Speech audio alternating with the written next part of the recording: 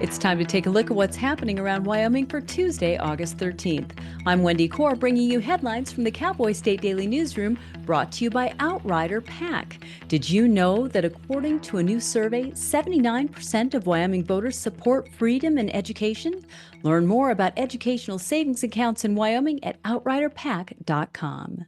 Let's start out by taking a look at today's weather with Cowboy State Daily meteorologist Don Day. Well, monsoon moisture will make for another busy day of afternoon and evening thunderstorms, especially in the southern and western counties of the state, from Yellowstone Park to near Jackson, through the Wind River Mountains to Star Valley, down to Evanston, then along Interstate 80, especially that I-80 corridor in south central and southwestern Wyoming. Deep monsoonal moisture could mean some heavy rain, some hail from some of those showers and thunderstorms. Over the rest of the state, the central, north, and east, scattered showers and thunderstorms will be possible as well. But for today, like yesterday, the brunt of the thunderstorm activity will be in the southern and western counties of the state, along with temperatures that will continue, well, to be quite comfortable for August. You can get Don's full forecast on the Cowboy State Daily website. An avalanche of political mailers have been flooding mailboxes around the state. While there's not one side that has done everything perfectly or another that's done everything wrong, Cowboy State Daily's Leo Wolfson says some politicians are more concerned about the trend than others. Former House Speaker Tom Lubnow believes that it's a very concerning trend, that a lot of misinformation is being spread. And in our current modern day news ecosystem, where people can kind of just get into echo chambers and listen to whatever news agrees with their preconceived conceptions, that they end up missing out on the real facts of the matter and just kind of go into a skewed type of world. However, Wolfson says that everyone he spoke to about the matter agrees that this is the highest volume of political mailers they can remember. Colorado authorities have issued a senior alert for a 76-year-old missing Rock Springs woman with dementia who was last seen early morning in Colorado Springs. Martha James has been missing since Saturday late afternoon when she left home in her vehicle.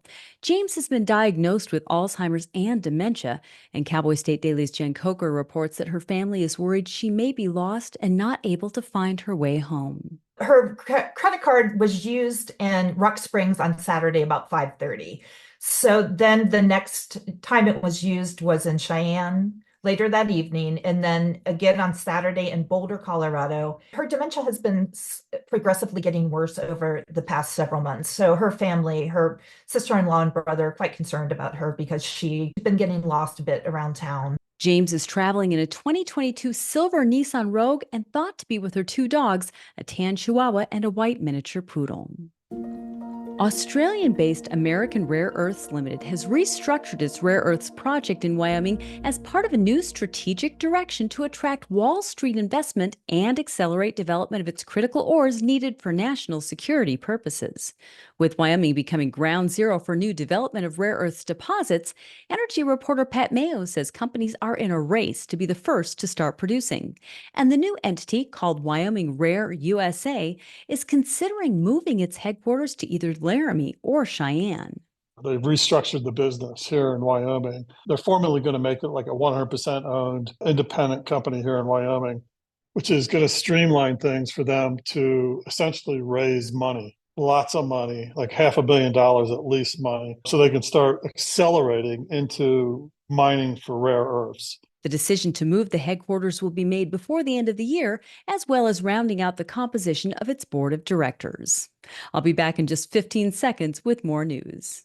Your attention is precious.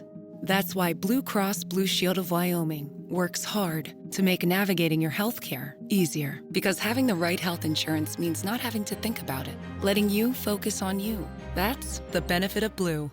Secretary of State Chuck Gray wanted to make it clear at Monday evening's State Building Commission meeting that he hasn't forgotten about Governor Mark Gordon's veto of House Bill 125 during the 2024 legislative session, a bill that would have banned gun-free zones in Wyoming. The Building Commission met to discuss proposed draft rules that would allow for concealed carry of firearms in the Wyoming Capitol building, something that's currently not allowed, according to politics reporter Leo Wolfson. Secretary of State Chuck Gray certainly didn't miss an opportunity opportunity to criticize Governor Mark Gordon for the veto that he made of the bill that would have prohibited all gun-free zones in Wyoming. Gray said that these new rules would never have been necessary if the governor hadn't vetoed that bill. The draft rules would only allow people with a concealed firearms permit to carry a weapon in the extension hallway area of the Capitol. This would exclude the main Capitol Rotunda and legislative chambers. An 85-year-old homeowner says he shot a home invader Friday night in Riverton after first fighting the intruder back onto his front porch. Cowboy State Daily's Claire McFarland visited Wayne Williams at his home. Williams says in hindsight, he should not have opened the door to the man who was banging on it at 11 p.m.